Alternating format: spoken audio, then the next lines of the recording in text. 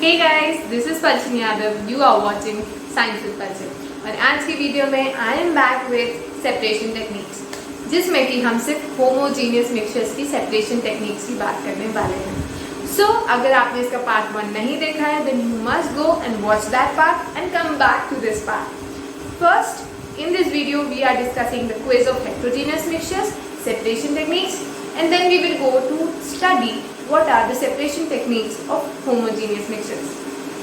So अगर आपको इस टॉपिक को मास्टर करना है देन आपको इस वीडियो को आखिरी तक देखना है, और अगर आपको साइंस में बहुत अच्छा स्कोर करना है, आपको बहुत अच्छे मार्क्स चाहिए बिना रटे, बहुत अच्छे से समझे, then you must subscribe to the channel. So guys, without wasting your time, let's get started. Hey everyone, let's get started with the quiz now. तो जैसे कि मैंने आपको सेपरेशन टेक्निक्स में सिर्फ अभी हेट्रोजीनियस के बारे में पढ़ाया है ना। तो अब हम उन्हीं के क्वेश्चन जो मैंने आपको लास्ट क्विज में दिए थे उसको डिस्कस करते हैं। तो चलो, the first question was are you can separate, how can you separate tea leaves from tea. Okay, तो मैंने ये थोड़ा गलत लिख दिया था क्वेश्चन। तो आप बताइए, आप टी लीव्स को कैसे टी से क्या कर सकते हैं, रिमूव कर सकते हैं या सेपरेट आउट कर सकते हैं। वी नो कि जो टी लीव्स होती हैं, यानी कि जो चाय पत्ती होती है, वो कभी भी टी में सॉल्युबल नहीं होती, यानी कि डिज़ोल्व नहीं हो रही है ना, घुलती नहीं है। तो हम उसको कैसे नॉर्मली कैसे उसको सेपरेट आउट करते हैं, बाय आर सेपरेशन मेथड। हम एक छन्नी लेके उसको छानते हैं, है ना, तो हम उसको सेपरेशन मेथड से सेपरेट आउट कर सकते हैं। This is a NCERT question, so please focus on these questions. Magnetic separation will be used in NH4Cl plus salt, camphor plus salt या iron plus copper. You know NH4Cl या फिर copper, ये दोनों sublimate होते हैं, यानी कि sublimation show करते हैं, और इनमें कोई मैग्नेटिक प्रॉपर्टी तो है नहीं। वेयर एज आयरन में मैग्नेटिक प्रॉपर्टी होती है, जिसकी वजह से हम मैग्नेटिक सेपरेशन मेथड, वो क्या होता है, ये जो आयरन और कॉपर का सॉल्यूशन होगा उसके ऊपर से हम मैग्नेट को चलाएंगे, तो जो आयरन है वो बहुत जल्दी मैग्नेट में अट्रैक्ट हो जाएगा, और फिर हमारे पास मैग्नेट में आयरन और बोल, जो हमारे पास बाउल है उसमें कॉपर बचेगा, and hence separation is done. तो मैग्नेटिक सेपरेशन उन्हीं चीज़ों में होता है, उन्हीं मिक्सचर्स में होता है जिनमें एक कंपोनेंट मैग्नेट से अट्रैक्ट हो और दूसरा ना हो, जैसे iron plus copper. I hope आपने सही मार्क किया था। Now you can separate oil and water bye, आप ऑयल एंड वाटर किससे सेपरेट करते हो। कल हमने ये टेक्निक पढ़ी थी लास्ट वीडियो में। वो क्या टेक्निक थी, वो थी कि जो ऑयल एंड वाटर होते हैं, जब हम उनको मिक्स करते हैं तो थोड़ी देर जब हम उनको अनडिस्टर्ब रखते हैं तो ऑयल की एक लेयर ऊपर फॉर्म हो जाती है और वाटर की एक लेयर नीचे फॉर्म हो जाती है। ऐसा क्यों होता है, ऐसा इसलिए होता है क्योंकि उनकी डेंसिटीज़ में डिफरेंस है, एक की डेंसिटी ज़्यादा एक की कम। तो फिर हम क्या करते हैं कि इस चीज़ को सेपरेटिंग फ़नल में डालते हैं, फ़नल का स्टॉप कॉप ओपन करते हैं और वाटर को बहुत आराम से हटा देते हैं, और जैसे ऑयल की लेयर आती है स्टॉप कॉप बंद कर देते हैं, and by this method we can separate out oil from water. Okay guys, so the answer was separating funnel. अब देखो, अब सवाल बोल रहा है कि आपको मिल्क में से क्रीम को सेपरेट करना है, तो आप कैसे करोगे। मैंने लास्ट वीडियो में बताया था, कुछ लोग ये सोचते हैं कि अरे क्रीम को ही तो सेपरेट करना है, तो एक काम करते हैं, छन्नी लेते हैं और छान देते हैं, दूध अलग हो जाएगा और जो हमारी क्रीम है वो हमारे फ़िल्टर पेपर में आ जाएगी, राइट।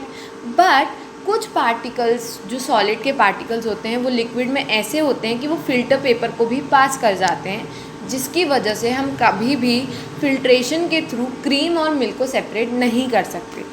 तो फिर कैसे सेपरेट करेंगे, we separate these two by the method of centrifugation. And if you have seen my last video you know what is centrifugation. उसका प्रिंसिपल ही ये बोलता था कि अगर हम किसी चीज़ को बहुत फास्ट स्पून करेंगे, चलाएंगे, तो जो लाइट पार्टिकल हैं वो ऊपर आ जाएंगे और जो हैवी पार्टिकल्स हैं वो सेटल डाउन कर जाएंगे। So that was what it was, centrifugation. Okay, now we go to the test of an application. Urine test is an application of आपने कल मेरी वीडियो में सारे एप्लीकेशंस पढ़े थे, सारे प्रोसेसेस पढ़े थे, एक एक चीज़ सारे प्रोसेसेस का प्रिंसिपल पढ़ा था, है ना। तो जस्ट रिकॉल कि यूरिन टेस्ट किसके एप्लीकेशंस में था। अगर यूरिन टेस्ट आप करवाते हो तो क्या होता है, आप उसको भी एक मशीन में चलाया जाता है, जो इन्फेक्टेड पार्टिकल्स उस यूरिन में प्रेजेंट होते हैं वो टॉप लेयर में आ जाते हैं और बाकी यूरिन सेटल डाउन करती है। ओके, तो क्या हो रहा है ये, in short there is also use the method of centrifugation, hence urine test भी सेंट्रीफ्यूगेशन मेथड का एप्लीकेशन है। अब अगर मैं बोलूँ कि सब्लिमेशन मेथड से आपको किसी चीज़ को अलग करना है, सब्लिमेशन मेथड क्या था, हमने वैसे मैटर्स जो हमारा चैप्टर था मैटर अराउंड अस, उसमें पढ़ा था कि जो सब्लिमेशन होता है उसका मतलब होता है जब एक सॉलिड डायरेक्टली गैस में कन्वर्ट हो जाए हीट करने पे, या गैस डायरेक्टली सॉलिड में कन्वर्ट हो जाए, वही है सब्लिमेशन। तो सब्लिमेशन मेथड जो हम यूज़ करते हैं चीज़ों को सेपरेट करने का, उसका प्रिंसिपल ये है कि एक सब्सटेंस सब्लिमाइन होना चाहिए, यानी कि वो सब्लिमेशन शो करना चाहिए उस मिक्सचर में, और दूसरा सब्सटेंस सब्लिमेशन शो नहीं करना चाहिए।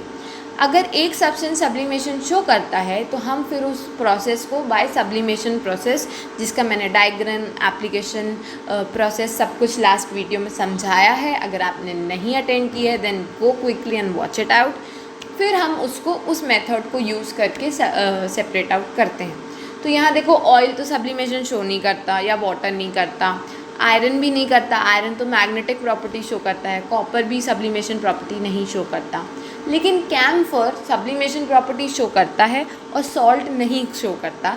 Hence it is the perfect combination which can be separated by the method of sublimation. Hence the answer is camphor plus salt. अब मैं अगर आपसे पूछूं, लास्ट क्वेश्चन है, immiscible liquid separate out in different layer depending on their densities। दो mixtures जो एक दूसरे में डिज़ोल्व नहीं होते, अपनी डेंसिटी के मतलब अपनी डेंसिटी के हिसाब से सेपरेट आउट हो जाते हैं। तो ये किस चीज़ का प्रिंसिपल था, ये किस प्रोसेस का प्रिंसिपल था, हम कौन से प्रिंसिपल की बात कर रहे हैं। देखो, और मैंने उसका आंसर दिया हुआ है, the answer is guys separating funnel. Why is it like that, क्योंकि सेपरेटिंग फनल में एक लिक्विड जो अलग डेंसिटी का है उसकी ऊपर लेयर, दूसरा जिस अलग डेंसिटी है उसकी नीचे लेयर। फिर सेपरेटिंग फनल को बहुत आसानी से हम स्टॉक को रिमूव करके एक लिक्विड निकाल लेते हैं और दूसरा उसी में रहता है।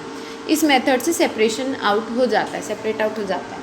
So guys, this was all for the quiz and I hope आपने सब कुछ सीखा कि कहाँ आप गलत हो सकते थे, कहाँ नहीं, एंड क्विकली आपकी चीज़ें रिवाइज भी हो गई होंगी। I just show you how it was. I have submitted my quiz, let's see the score. The score is 30 on 30 guys. I am so proud on myself. The first सही है, second, third, मतलब everything is right on this quiz. So what I want to say is do attend these quizzes because ये आपको help ही करते हैं तुरंत आपका knowledge check करने में। जो आपने पढ़ा तुरंत अगर आप अटेंड करते हो, उसको टेस्ट आउट करते हो, तो आपको बहुत बेहतर तरीके से चीज़ें याद भी रहती हैं और समझ भी आता है कि कहाँ गलती हो सकती है एग्ज़ाम में, because these are all mostly NCERT based quiz. So with this let's go to our topic. So guys, we are studying the methods to separate homogeneous mixtures. Heterogeneous तो हमने पहले ही पढ़ लिया, अब हम पढ़ेंगे कि होमोजीनियस मिक्सचर्स को कैसे सेपरेट करते हैं। तो सबसे पहला क्वेश्चन है कि भाई होमोजीनियस मिक्सचर्स क्या होते हैं। मैं आपको मेरे प्रीवियस वीडियो में ऑलरेडी समझा चुकी हूँ कि वो मिक्सचर्स क्या होते हैं। जैसे कि अगर हम ले लें सॉल्ट प्लस वाटर तो वो एक होमोजीनियस मिक्सचर है, अगर हम ले लें शुगर प्लस वाटर तो ये एक होमोजीनियस मिक्सचर्स हैं। होमोजीनियस मिक्सचर्स वो होते हैं जिनमें आप कोई बाउंड्री ऑफ सेपरेशन नहीं देख सकते। जैसे अगर आपके पास सैंड प्लस वाटर है तो आपको सैंड अलग दिखता है, वाटर अलग दिखता है ना, तो वो हेट्रोजीनियस मिक्सचर्स हो गए। लेकिन सॉल्ट प्लस शुगर या वाटर प्लस शुगर में आप कभी भी शुगर और वाटर को अलग अलग नहीं देख सकते। तो होमोजीनियस मिक्सचर्स में कोई सेपरेशन ऑफ बाउंड्रीज नहीं है, उनमें थ्रू आउट ऊपर से नीचे तक एक ही कॉम्पोजिशन है, एक जैसा ही हर चीज़ ऊपर से नीचे तक एक जैसी दिखती है। एंड तीसरी चीज़ कि उनमें वो दोनों कंपोनेंट्स जैसे शुगर प्लस वाटर दोनों एक दूसरे में डिज़ोल्व हो जाते हैं, सॉल्ट प्लस वाटर एक दूसरे में डिज़ोल्व हो जाते हैं, डाई प्लस आपका वाटर जो आपके कलर्स होते हैं ना वाटर कलर्स प्लस वाटर ये भी एक दूसरे में एडअप हो जाते हैं। सो गाइस होमोजीनियस मिक्सचर्स आप बहुत अच्छे से अपने माइंड में क्लियर कर लीजिए कि ये एक दूसरे में घुल जाते हैं, इनमें आप कोई भी सेपरेशन नहीं देख सकते और कोई भी डिफरेंसेस हमको देखने नहीं मिलते हैं, जिसकी वजह से बहुत ज़्यादा इनको सेपरेट करने में हमको दिमाग लगता है कि क्योंकि देखो हेट्रोजीनियस में क्या था, आप सैंड और वाटर अलग अलग देख रहे हो, तो आप अगर एक अपना फ़िल्टर पेपर लोगे तो उसको उससे पास कर दोगे तो सैंड अलग वाटर अलग, वहाँ डिफरेंसेस थे, यहाँ डिफरेंसेस देख ही नहीं पा रहे हैं। तो यहाँ पे चीज़ों को अलग करने के अलग मेथड्स यूज़ होते हैं। जैसे कि मेरा सबसे पहला सवाल, अगर मैं आपको बोलूँ कि आपके पास एक इंक है, जो कैलोग्राफी पेन होते हैं उनमें अपन इंक डालते हैं ना ब्लू या ब्लैक कलर की, उसी इंक की मैं बात कर रही हूँ। तो वो जो आपके पास इंक है, हम सबको पता है उसमें एक कलर है, ब्लू या ब्लैक कलर की इंक है, तो वो एक डाई प्रेजेंट है प्लस उसमें वाटर प्रेजेंट है। तो सवाल ये है कि ये जो डाई है उसको वाटर से अलग करके बताओ, राइट। तो सबसे पहली चीज़ तो क्योंकि वाटर और डाई आपको अलग अलग उस इंक में नहीं दिख रहे हैं, मतलब ये एक होमोजीनियस मिक्सचर है। नंबर 2, हमको इसको सेपरेट करना है। So how will we separate this? This can be done by the process of evaporation. अगर आपको एक मिक्सचर दिया है जो कि होमोजीनियस है, जिसमें एक चीज़ इवेपोरेटिंग है यानी कि वॉलेटाइल है और एक चीज़ नॉन इवेपोरेटिंग है यानी कि नॉन वॉलेटाइल है, तब हम कौन सा प्रोसेस यूज़ करते हैं इस मिक्सचर को सेपरेट आउट करने के लिए? हम यूज़ करते हैं the process known as evaporation. Guys, मैं आपको पहले चैप्टर में एक पूरे वीडियो में पढ़ा चुकी हूँ कि इवेपोरेशन क्या होता है। अगर आपको नहीं पता या नहीं समझ में आता है then please go to that video, उसका लिंक मैं इस वीडियो के डिस्क्रिप्शन में ज़रूर दे दूँगी। ओके, सो इवेपोरेशन होता क्या है? एक बेसिक डेफिनेशन, जब एक लिक्विड एक गैस में कन्वर्ट हो जाता है तो हम उसको इवेपोरेशन बोलते हैं। लेकिन हमने मैटर्स वाले चैप्टर में पढ़ा था कि लिक्विड गैस में तभी कन्वर्ट होता है जब हम उसको हीट देते हैं, बॉईल करते हैं, है ना। लेकिन जब अगर हम किसी लिक्विड को हीट करके गैस में कन्वर्ट कर रहे हैं, उस प्रोसेस का नाम है वेपराइजेशन। और जब आपके गीले कपड़े बिना हीट दिए ही सूख जाते हैं, इस प्रोसेस का नाम होता है evaporation. So when the liquids get converted into a gas at any temperature, किसी भी टेम्परेचर के बॉइलिंग पॉइंट से कम टेम्परेचर पे, ठीक है, जब एक लिक्विड गैस में कन्वर्ट हो रहा है किसी टेम्परेचर पे जो कि उसके बॉइलिंग पॉइंट से कम है, तो हम बोलते हैं कि ये इवेपोरेशन है। तो आपको इस प्रोसेस में ध्यान क्या रखना है? सबसे पहले ये प्रोसेस उन चीज़ों में होगा जिनमें जो कि होमोजीनियस मिक्सचर हैं। नंबर 2, जिन मिक्सचर्स में एक चीज़ इवेपोरेट हो सकती है और दूसरी चीज़ इवेपोरेशन शो नहीं करती। तीसरी चीज़, क्योंकि हम बात कर रहे हैं इवेपोरेशन की, यानी कि जिसमें कम हीट लगती है और लिक्विड गैस में कन्वर्ट हो जाता है, तो आपको ध्यान रखना है कि आपको इस प्रोसेस को करते टाइम जो हीट प्रोवाइड करनी है वो कम होनी चाहिए। यानी कि we will not heat the ink directly, direct heat मत कर देना, उसको कम हीट देनी है तो हम इनडायरेक्टली हीट देंगे, डायरेक्ट हीटिंग नहीं करेंगे। Okay, now guys let's understand the process. Turn this is the diagram और अब हम मेथड समझेंगे। पहले आप डायग्राम देखो क्या क्या है इस डायग्राम में। सबसे पहले है आपका बंसन बर्नर जो कि हीट देगा। फिर आपके पास है एक चाइना डिश जिसमें आपने देखा है कि इंक रखी है। आपके पास एक बीकर में पानी रखा हुआ है, ठीक है। ये हमारा डायग्राम है, इसी को स्टेप बाय स्टेप क्या क्या हो रहा है समझते हैं। नंबर 1, आप एक बीकर लो, उस बीकर को आधा पानी से भर दो, ठीक है। फिर आप एक चाइना डिश लो, उसमें आप इंक डाल दो और उस चाइना डिश को आप उस बीकर के ऊपर रख दो, जैसे आप डायग्राम में देख रहे हो। फिर आप क्या करो कि बंसन बर्नर को ऑन करो, हीट चालू करो। अब आपने हीट किया तो सबसे पहले वाटर हीट होगा, फिर वो बॉइलिंग स्टार्ट करेगा, और जब वो वाटर बॉयल होगा तो उसमें से जो गरम वेपर्स निकलेंगे, वो गरम वेपर्स ही इंक को हीट देंगे। यानी कि यहाँ पे हमने ध्यान रखा है कि हमने डायरेक्टली इंक को हीट नहीं किया, हमने वाटर को हीट किया, उसके वेपर्स ने इंक को हीट किया। अब क्योंकि हमने less amount of heat provide की है और जो इंक है उसमें जो वाटर प्रेजेंट है उसको जैसे ही ये हीट मिलेगी वो इवेपोरेशन स्टार्ट कर देगा। ठीक है, तो हमने क्या लिखा, you will see evaporation taking place. अब जो आपका इंक का वाटर है वो धीरे धीरे धीरे धीरे वेपर में कन्वर्ट होने लगेगा। आप तब तक हीट करो जब तक वो पूरा वेपर में कन्वर्ट नहीं हो जाता। ठीक है, और जब आप देखो कि इंक सिर्फ आपका ये ब्लू कलर का डाई एक सॉलिड बचा है या ब्लैक कलर का डाई एक सॉलिड बचा है और कोई भी वाटर प्रेजेंट दिख नहीं रहा है, तब आपका वाटर और इंक पूरी तरह से सेपरेट आउट हो जाता है। ठीक है एवरीवन, तो अगर आपको एग्ज़ाम में ये क्वेश्चन आता है कि इंक को सेपरेट करना है, मतलब डाई और वाटर को, तो आप बोलोगे we will separate it by method of evaporation.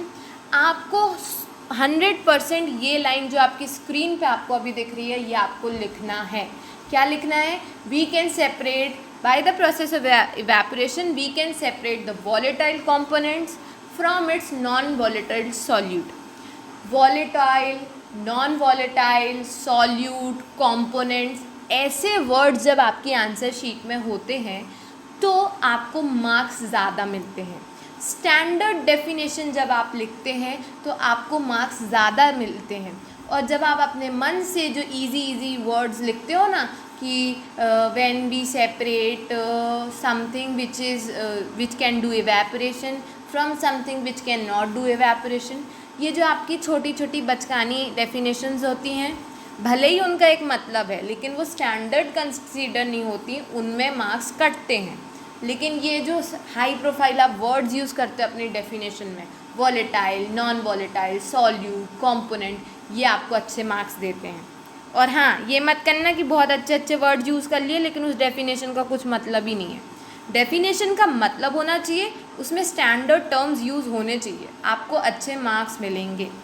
तो अगर ये क्वेश्चन आता है तो आपको लिखना है this can be done by the process of evaporation, फिर आप लिखो we can separate volatile components from its non volatile solid by this process, और फिर डायग्राम अगर पूछा है तो डायग्राम बनाओ, और पूरा प्रोसेस पूछा है तो स्टेप बाय स्टेप प्रोसेस लिखना।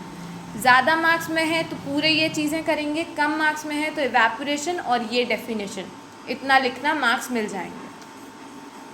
मूविंग अहेड, अब मैं आपको दो ऐसे मिक्सचर्स दे दूं जो एक दूसरे में घुल गए हैं, डिज़ोल्व हो गए हैं, मिक्सेबल हैं, तो वही हम कहते हैं जैसे salt plus sugar, salt plus water या शुगर प्लस वाटर, ये क्या है, मिसेबल लिक्विड्स हैं एक दूसरे में, मिसेबल लिक्विड्स ये कंसीडर नहीं होंगे, ये होमोजीनियस मिक्सचर्स हैं। मिसेबल लिक्विड्स जैसे कि आपका एसीटोन प्लस वाटर, दो लिक्विड जो एक दूसरे में घुल गए हैं, तो वो क्योंकि एक दूसरे में घुल गए हैं तो वो एक होमोजीनियस मिक्सचर बना रहे हैं, नंबर 1। नंबर 2, ऐसी चीज़ों को, ऐसे दो लिक्विड्स जो एक दूसरे में घुल जाते हैं उनको हम सेपरेट आउट कैसे करते हैं, bye the process of distillation. किस प्रोसेस से, डिस्टिलेशन, DISTILLATION। ओके, तो सबसे बड़ी बात समझो कि आपको डिस्टिलेशन लगाने के लिए क्या क्या रिक्वायर्ड है। Number 1, homogeneous mixtures. नंबर 2, इसमें इस पर्टिकुलर प्रोसेस में आप देखना लिक्विड्स होने चाहिए। नंबर 3, उनका बॉइलिंग पॉइंट डिफरेंस। ये जो मेथड है वो तभी लगता है जब हम दो मिसेबल लिक्विड्स ले रहे हैं जो कि अलग अलग बॉइलिंग पॉइंट वाले हैं, जिनके बॉइलिंग पॉइंट में सफिशिएंट डिफरेंस है, मतलब एक का 100 है तो एक का बॉइलिंग पॉइंट कुछ 50 या 30 ऐसा है, तो उनके जब बॉइलिंग पॉइंट में बहुत डिफरेंस होता है तब हम यूज़ करते हैं प्रोसेस ऑफ डिस्टिलेशन। ठीक है, तो अच्छा कितना डिफरेंस होना ही चाहिए बॉइलिंग पॉइंट में। अगर बॉइलिंग पॉइंट में 25 डिग्री सेल्सियस से ज़्यादा डिफरेंस है तो हम डिस्टिलेशन के प्रोसेस से उन मिक्सचर्स को अलग करते हैं। I hope the point is clear. Now देखो ये डायग्राम है, इसमें मैं आपको पूरा समझाती हूँ अगर आपको अच्छे से विजिबल नहीं है तो। सबसे पहले हमारे पास है एक स्टैंड जिस पे हमने बंसन बर्नर रखा है और बंसन बर्नर के ऊपर हमने एक क्लैंप फ्लास्क रखा है। फ्लास्क के ऊपर आप देखो तो उसमें थर्मोमीटर अटैच्ड है और फ्लास्क से ही अटैच है हमारा वाटर कंडेंसर, और वाटर कंडेंसर के एंड में हमारा एक बीकर रखा हुआ है। ठीक है, दिस इज़ द सेटअप, ऐसा सेटअप है। और अब मैं आपको बताती हूँ कि हो क्या रहा है। हमने लिया है वाटर प्लस एसीटोन का एक मिसेबल मिक्सचर, दोनों एक दूसरे में मिसेबल हैं, दोनों का बॉइलिंग पॉइंट 25 डिग्री सेल्सियस से ज़्यादा है, इसलिए हम इन दोनों को डिस्टिलेशन के प्रोसेस से अलग कर रहे हैं। अब हम क्या करेंगे, जो हमारा ये सर्कुलर आपको फ्लास्क दिख रहा है उसमें हमने वाटर प्लस एसीटोन का मिक्सचर डाल चुके हैं। ठीक है, और हमने हीट करना चालू किया। थोड़ी देर बाद कम हीट मिलने पे भी क्योंकि एसीटोन का बॉइलिंग पॉइंट कम था वो वेपर में कन्वर्ट होने लगा, एसीटोन बॉयल होने लगा और वेपर में कन्वर्ट होने लगा। हम देखते हैं कि ये जो एसीटोन वेपर में कन्वर्ट हुआ, ये वेपर ऊपर जा रहा है फ्लास्क के। जैसे ही वो ऊपर जाता है तो वहाँ पे साइड में वाटर कंडेंसर के लिए लाइन गई है ना, हाँ, तो ये जो गैस ऊपर जाके वाटर कंडेंसर की तरफ शिफ्ट हो जाती है। अब आप समझिए कि वाटर कंडेंसर का ये डायग्राम क्या रिप्रेजेंट कर रहा है। गाइस अगर आप देखो, अब मेरा पेन फिर काम नहीं, अच्छा ये डायग्राम है, लेट इट बी। ये जो वाटर कंडेंसर है इसमें आपकी एक लाइन गई है जो कि आपके बाहर कंटेनर पे जा रही है, लेकिन यहाँ जो क्लैंप है, साइड में क्लैंप्स हैं, उन क्लैंप्स में बहुत ठंडा पानी प्रेजेंट है, बहुत ही ठंडा पानी प्रेजेंट है। तो ये जो बीकर है उसमें से गैस ऊपर गई और वो वाटर कंडेंसर की तरफ चली गई। जैसे ही ये वाटर कंडेंसर में ये गैस गई, वो जो ठंडा पानी प्रेजेंट था उसने उस गैस को कूल कर दिया, उसने उस गैस को कूल कर दिया। और हमें पता है जब एक गैस को हम कूल करते हैं तो वो किस में कन्वर्ट हो जाती है, it gets converted into liquid and this process is known as condensation. What is it known as? Condensation.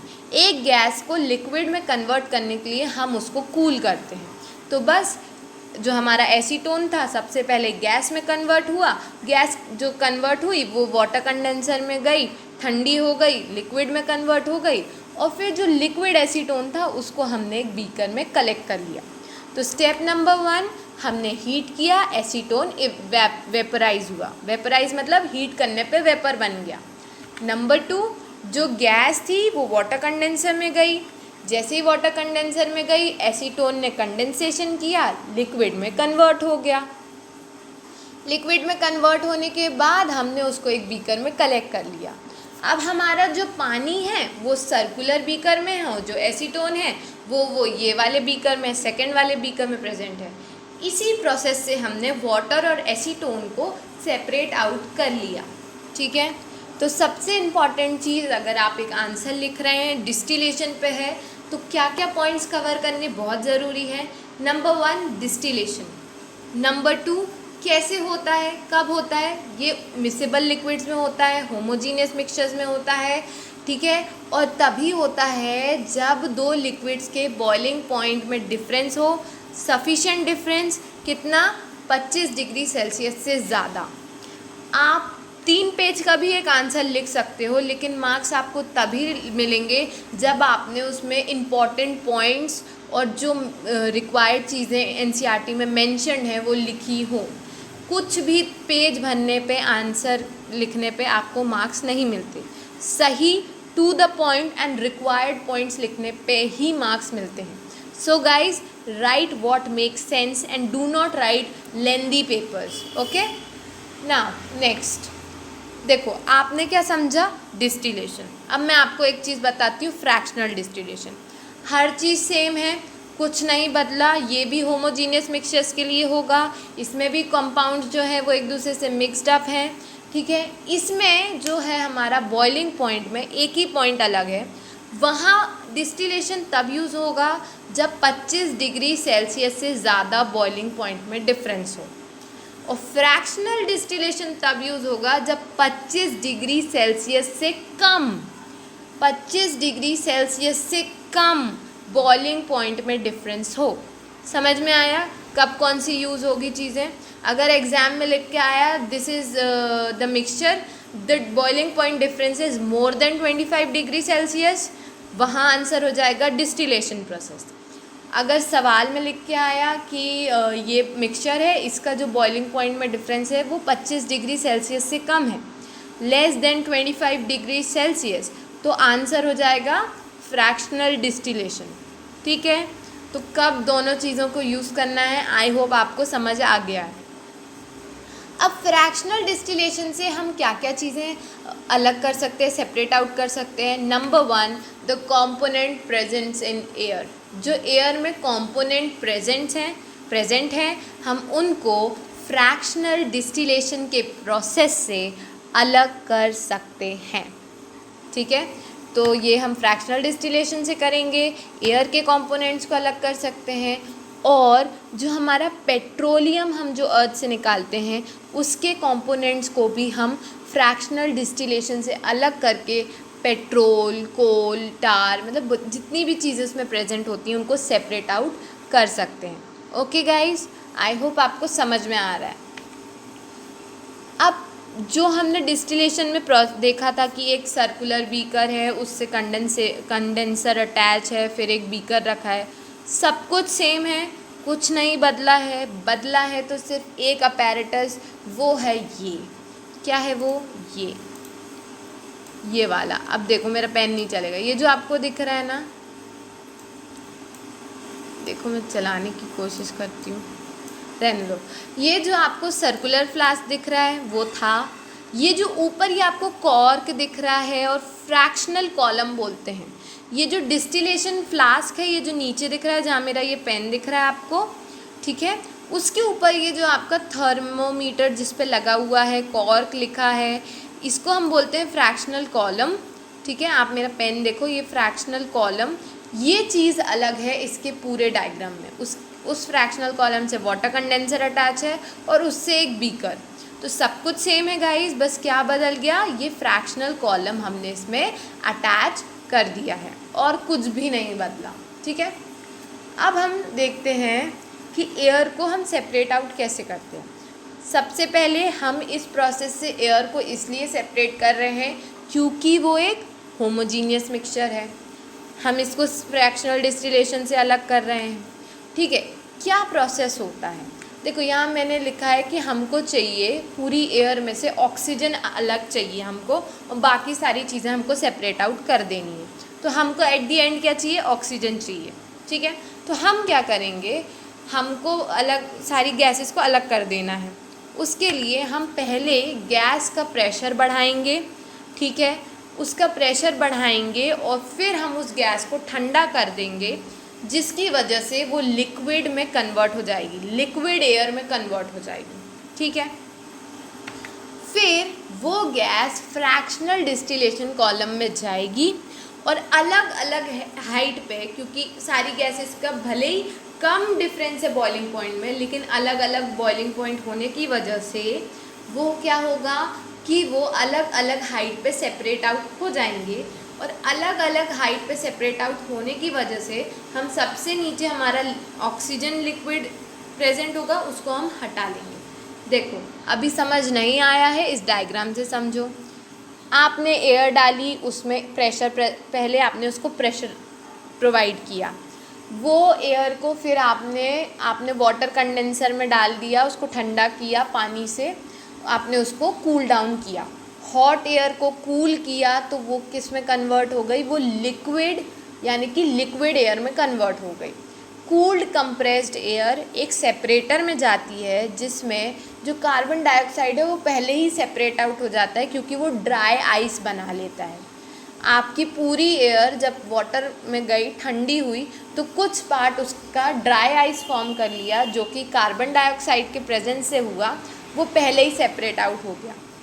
अब ये लिक्विड एयर गई आपकी फ्रैक्शनल डिस्टिलेशन कॉलम में, जहाँ पे सारी जितनी भी लिक्विड गैसेस थी वो अलग अलग हाइट पे अपने बॉइलिंग पॉइंट के हिसाब से सेपरेट आउट हो गई। सबसे नीचे गया ऑक्सीजन, उसके ऊपर आर्गन, उसके ऊपर नाइट्रोजन। तो ये जो नाइट्रोजन और आर्गन थे, ये जैसे जैसे हाइट पे ये सब सेपरेट हुए, वो छोटे छोटे होल्स थे ऊपर में, तो वो वहाँ से निकल गई, एस्केप आउट हो गई। ठीक है, वो हमें नहीं चाहिए था। जो सबसे नीचे हमारा ऑक्सीजन डिपॉजिट था, उसको हमने कंटेनर से वो कर लिया, क्या किया, कनेक्ट, और ऑक्सीजन को सेपरेट आउट कर दिया। सो गाइस, एक बार और अच्छे से सुन लो। एयर को पहले प्रेशर दिया, फिर कूल किया, वो लिक्विड में कन्वर्ट हो गई। पूरी एयर लिक्विड में कन्वर्ट नहीं हुई, उसका कुछ पार्ट हमारा CO2 वो ड्राई आइस में कन्वर्ट होके पहले ही सेपरेट हो गया। फिर ये जो लिक्विड एयर थी फ्रैक्शनल डिस्टिलेशन कॉलम में गई। सारी एयर में हर किसी का बॉइलिंग पॉइंट डिफरेंट था, इसलिए वो अलग अलग पार्ट पे अलग अलग हाइट पे सेपरेट आउट हो गए। सबसे नीचे हमारा ऑक्सीजन था उस बीकर में, तो उसको हमने अपने एक न्यू बीकर में कलेक्ट कर लिया। इस प्रोसेस से हमने एयर को सेपरेट किया है। ठीक है, अब देखो, अब मेरे पास एक सवाल है कि अगर मैं आपको दूँ कॉपर सल्फेट मैंने अर्थ से निकाला है या कहीं मिनरल है निकाला है, तो उसमें सिर्फ कॉपर सल्फेट नहीं है, उसमें डर्टी इम्प्योरिटीज़ भी लगी हुई हैं, है ना। उसके साथ सिर्फ वो कंपाउंड नहीं, और भी चीज़ें उसमें लगी हुई हैं। तो मैं पूछ रही हूँ, आप इम्प्योरिटी को कैसे हटाओगे? ठीक है, तो गाइज़, इस चीज़ को करने के लिए हम क्रिस्टलाइजेशन टेक्निक को यूज़ करेंगे। क्रिस्टलाइजेशन टेक्निक ये बेसिकली यूज़ होती है किसी सॉलिड में से इम्प्योरिटी हटाने के लिए, सॉलिड्स को प्यूरिफाई करने के लिए, सॉलिड्स एंड लिक्विड्स में से को सेपरेट करने के लिए, तब भी इसको हम यूज़ करते हैं। क्योंकि हमें नेचर में से बहुत सारे इम्प्योर सब्सटेंसेस मिलते हैं। सॉलिड में इम्प्योरिटीज़ लगी हो सकती हैं, सॉलिड और लिक्विड का एक मिक्सचर मिल सकता है जो कि लिक्विड इम्प्योरिटी हो तो उसको हटाना पड़े। तो ऐसी सब चीज़ें जो हमें नेचर में मिल रही हैं, उसमें से हमको सॉलिड चाहिए। ठीक है, तो हम यूज़ करेंगे क्रिस्टलाइजेशन मेथड, और देखो क्या होता है ये। Basically, this technique is used to get the pure substance. Now you see कि क्रिस्टलाइजेशन टेक्निक है और इवेपोरेशन टेक्निक है।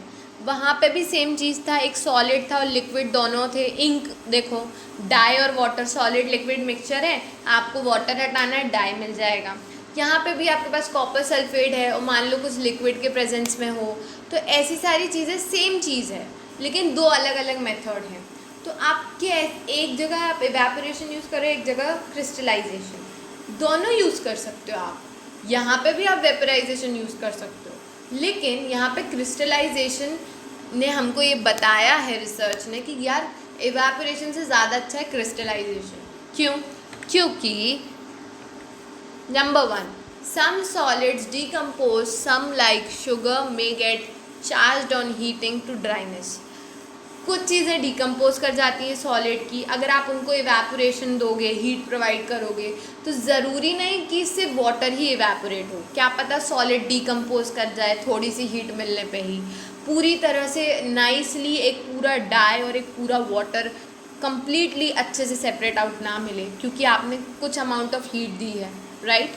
फिर some impurities may remain dissolved in the solution, और क्या पता पूरी तरह से वाटर का इवेपोरेशन ना हो, कुछ वाटर रह जाए जो कि आपको ना दिखे, और फिल्ट्रेशन करने पे भी वो हमको नहीं मिले, है ना। तो क्या होता है, क्योंकि इवेपोरेशन में ये दिक्कत है कि ज़रूरी नहीं पूरा ही वाटर इवेपोरेट होगा, कुछ रह भी सकता है। ज़रूरी नहीं कि जो हमने हीट प्रोवाइड दी है उससे सिर्फ इवेपोरेशन ही होगा, दूसरा जो हमारा सॉलिड है वो डिकम्पोज भी कर सकता है। इसलिए हम मानते हैं कि नहीं, क्रिस्टलाइजेशन फार बेटर है, ये पूरी तरह से हमको एक सॉलिड ही देगा।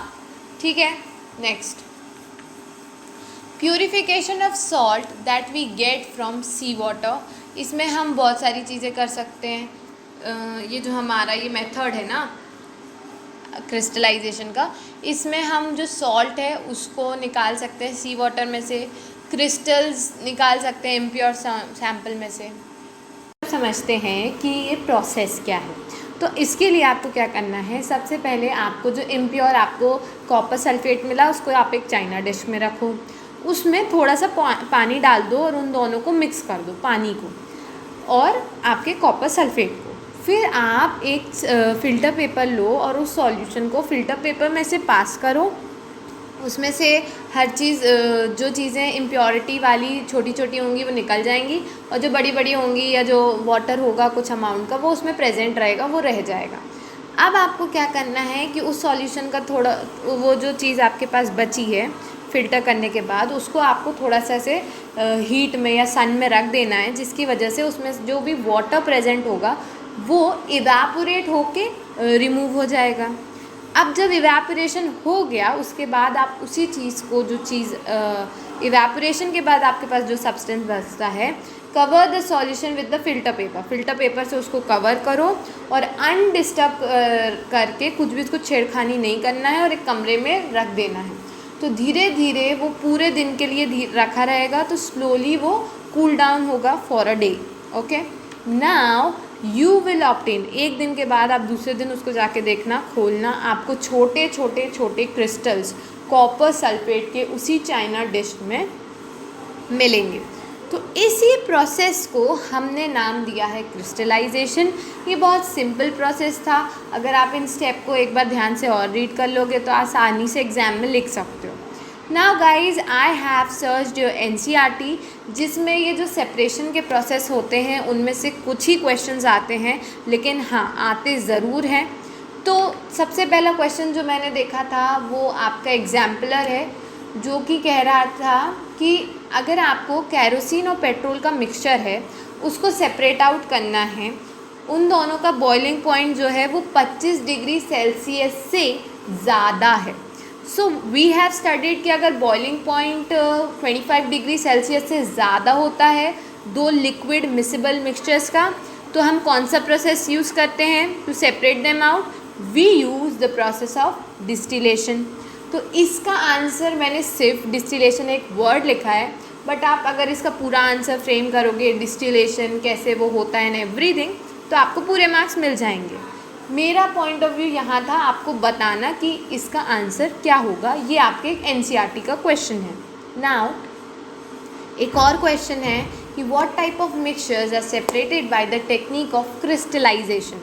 हमने क्रिस्टलाइजेशन अभी पढ़ा, हम उसमें से सॉलिड में से इम्प्योरिटीज़ रिमूव कर रहे हैं, उसमें थोड़ा सा इवेपोरेशन भी कर रहे हैं, मतलब सॉलिड में जो वाटर प्रेजेंट है उसको भी हटा रहे हैं। तो ये एक होमोजीनियस मिक्सचर्स में से, homogeneous mixtures such as common salt solution and copper sulfate solution and copper sulfate are separated by the technique of crystallization. तो जैसे कॉमन सॉल्ट का सॉल्यूशन हो गया या फिर कॉपर सल्फेट जो अभी हमने देखा कि उसको कैसे सेपरेट आउट करते हैं, उन्हीं चीज़ों को एक सॉलिड में से वाटर रिमूव करने के लिए क्रिस्टलाइजेशन यूज़ किया जाता है, सॉलिड में से इम्प्योरिटीज़ हटाने के लिए क्रिस्टलाइजेशन की टेक्निक को यूज़ किया जाता है। So guys, with this we are ending today's lecture. आपको ज़रूर से क्विज अटेंड करना है, ज़रूर से वीडियो को लाइक, सब्सक्राइब और शेयर कर देना अगर आपको मेरी वीडियोस पसंद आती हैं। And do watch my next videos which are on your screen right now and keep loving to share. All the very best. Thank you everyone.